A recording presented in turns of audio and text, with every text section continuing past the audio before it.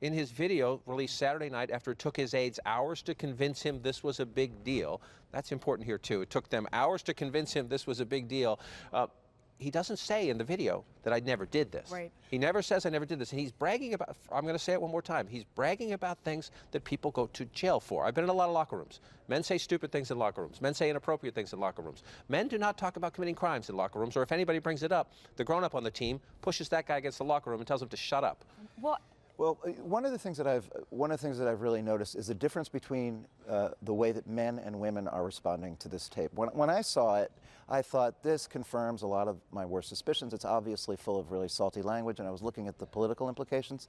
But when I've spoken to the women who I work with and the women in my life about this, there's a real sense of disgust. And it doesn't just have to do with the fact that this was a crime.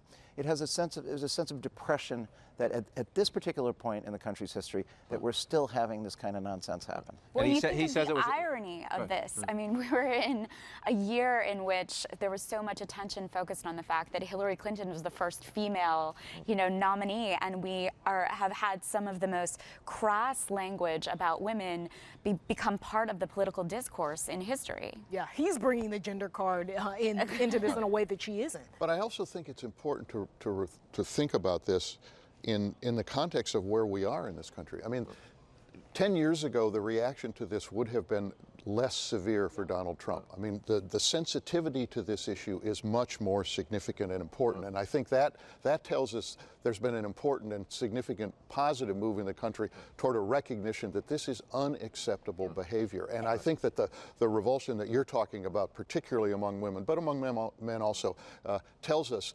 that we are in a different place.